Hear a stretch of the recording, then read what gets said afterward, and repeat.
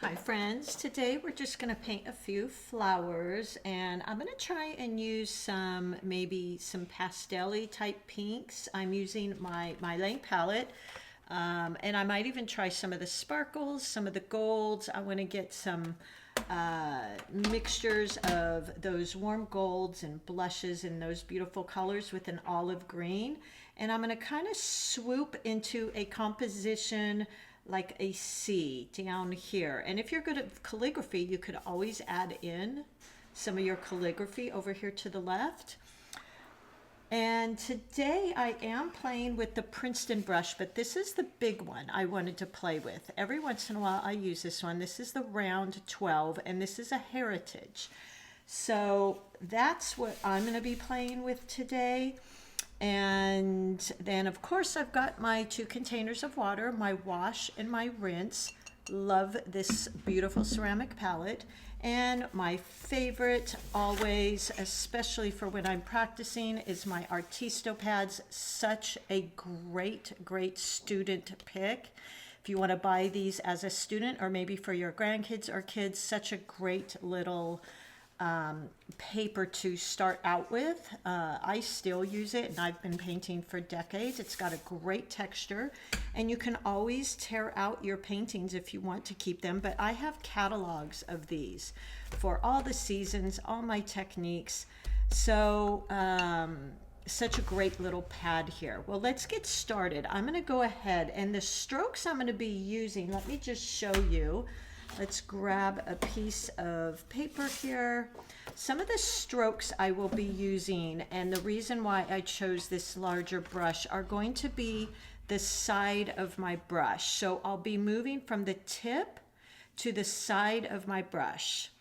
And I'm holding it right where the handle meets the base of my brush.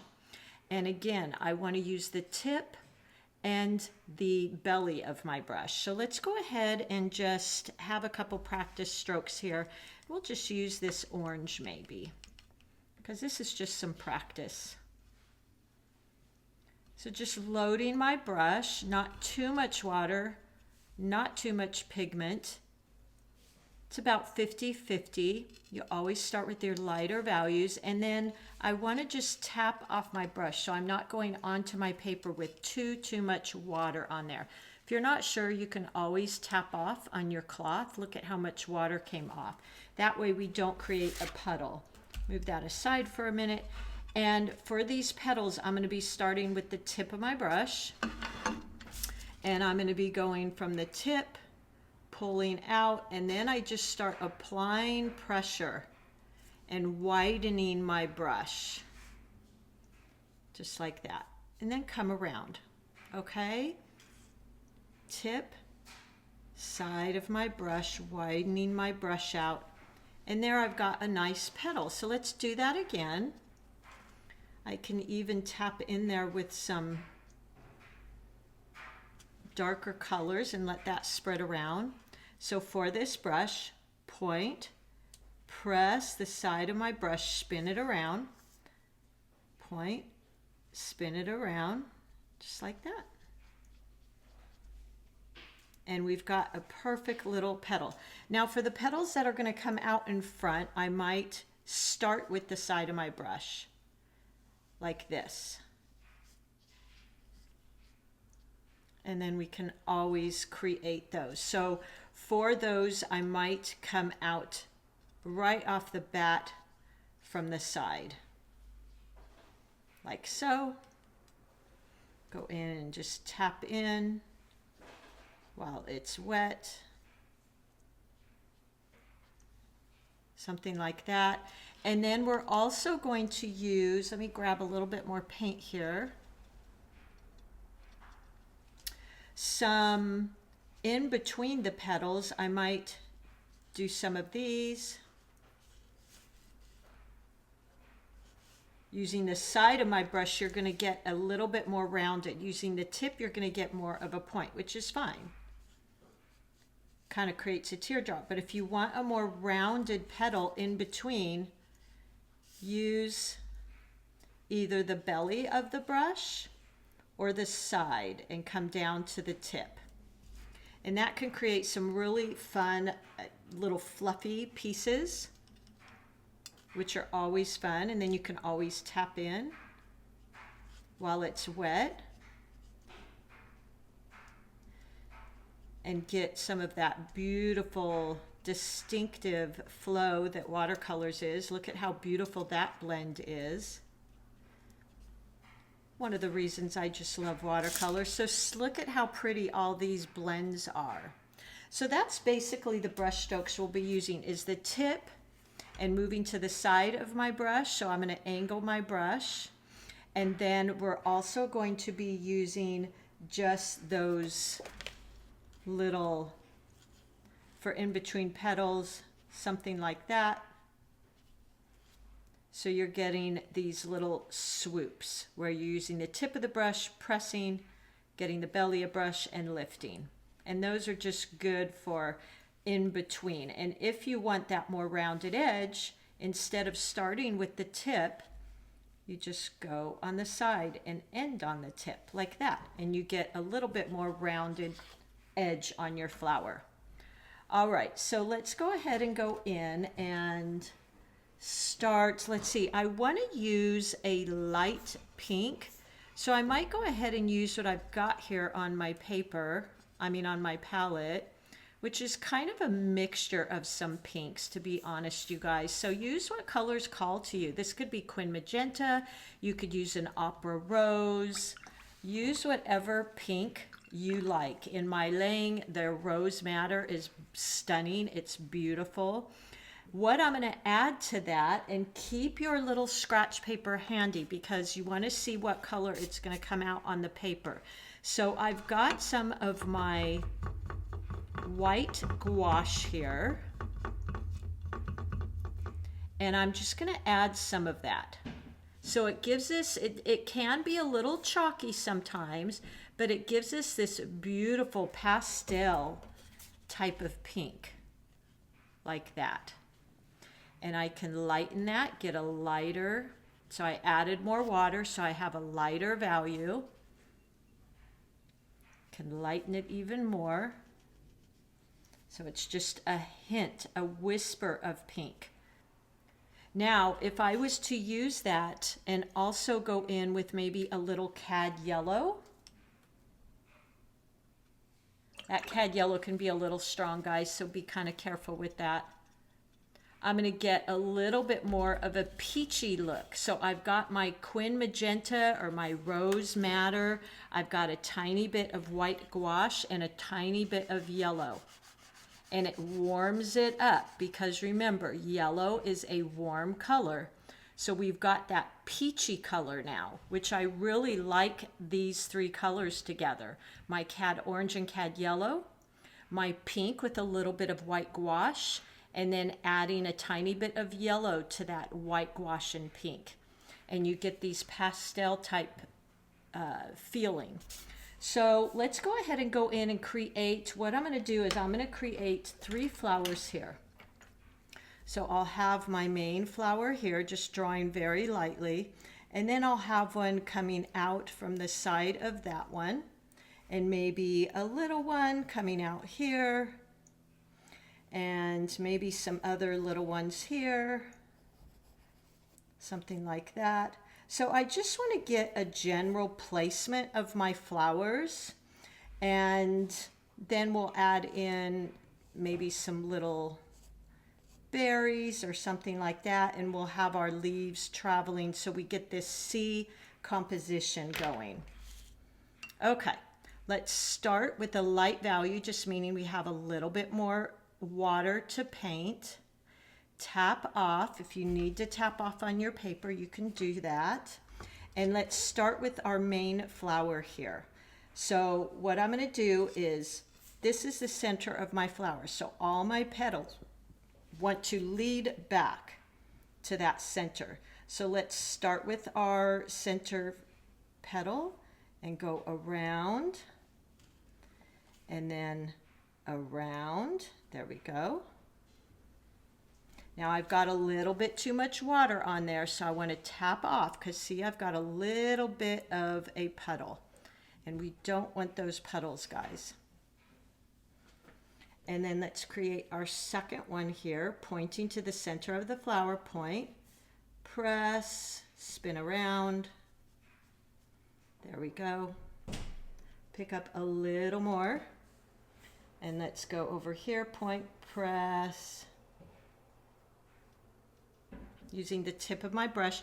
Now before that dries, I want to go in with some of my orange, cad orange, and just tap in here and there. And then I think for this bottom petal, I'm going to make a couple big wide petals. So I've got quite a bit of water in my palette there, so I want to make sure I'm tapping that off so I don't get some giant petals.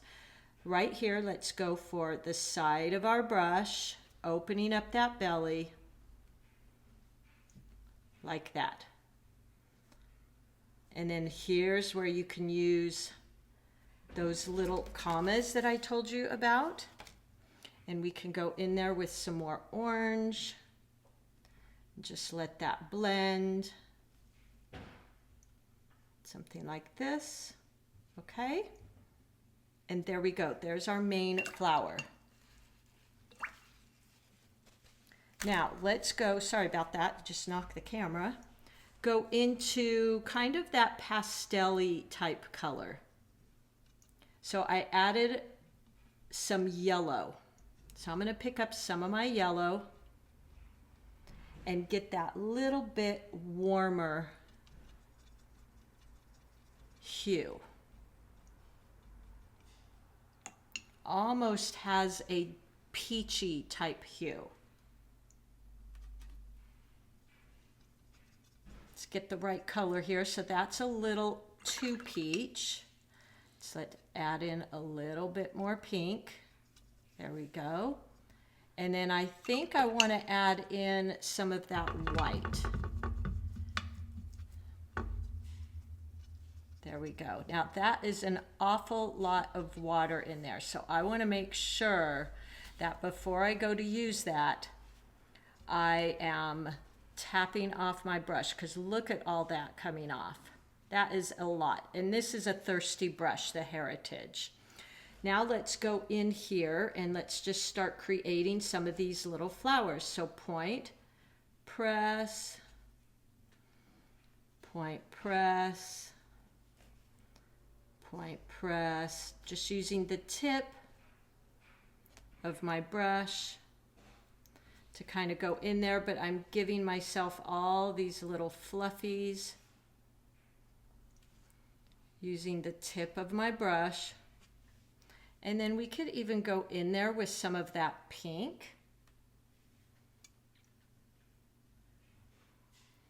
And tap in.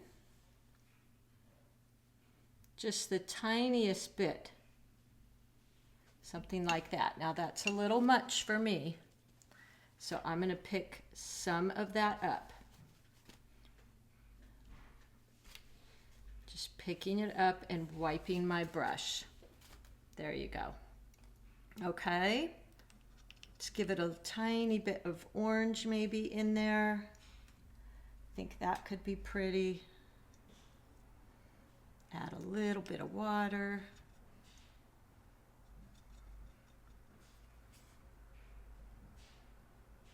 We're just giving it, warming it up a bit.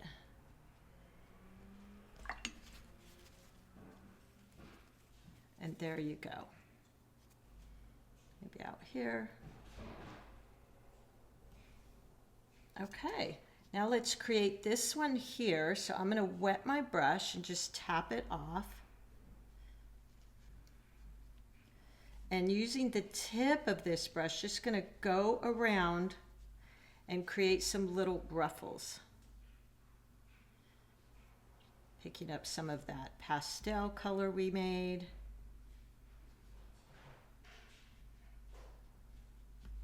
There we go. And now we'll create this color, which is like a pink. Want a little bit more pink in there.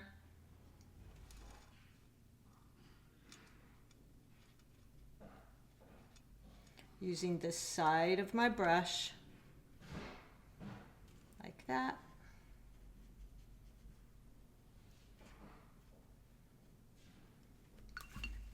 wetting my brush, tapping it off, and I'm just going to go in and kind of lift some of that out, like so.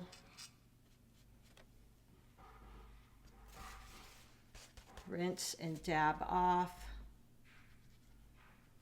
just to soften these edges. I think it creates a lot more interest. There we go.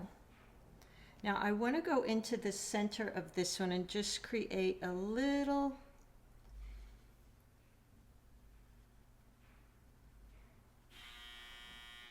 something like that. And let's play with the leaves now. So my go-to green is always olive green and sap green. That's just my go-to green. You should have yours that you like as well. And I'm going to start adding in some petals. So point press, just like that, and you can let them blend in. And I'm also going to create a little bit of a vine coming up, a little stem. Point press for another leaf there. So look how well this brush does on its side for some of those leaves. Point press, point press.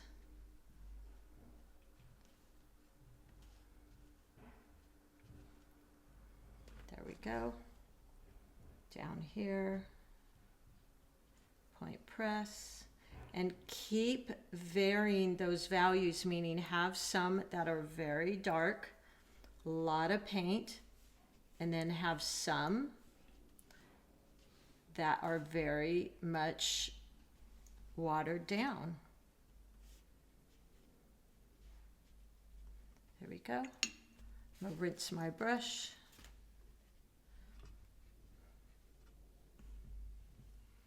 Now I love that spread, so that's why I leave that. And then I want to go in and add some of these little brown earthy circles.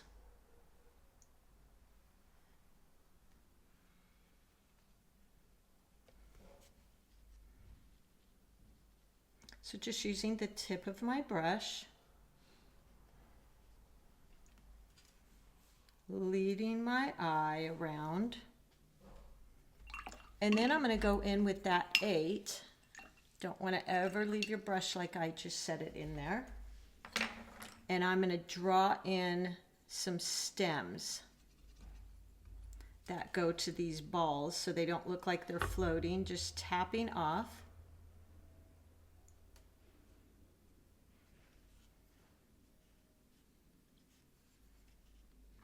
So they look like little sprays. But I love this time of year especially adding in those brown highlights because I think it makes it just look so earthy.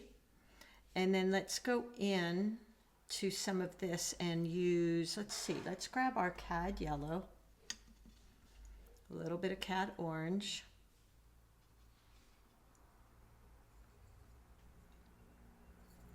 And go in and add in some definition here.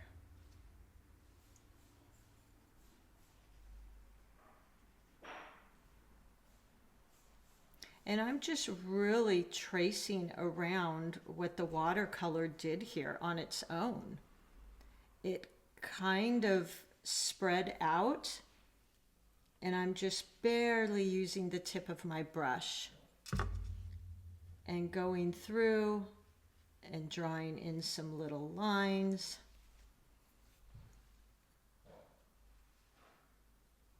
And letting the watercolor shapes that were there and created kind of guide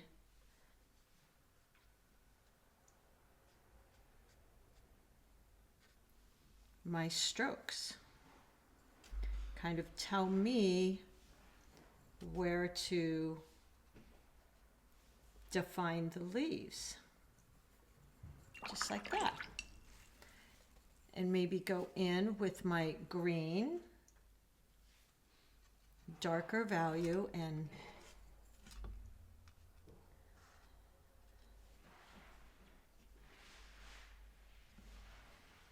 just outline some of these little leaves. And you don't really even have to do this. This is kind of like an extra. Now the last thing I might use here is go into some of my pinks and just do a little bit of splattering here and there.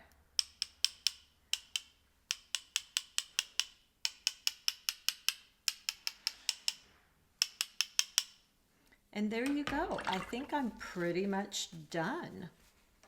I like this flower here. I don't want to get too bright, but you could always go in and add a little definition for some dark values.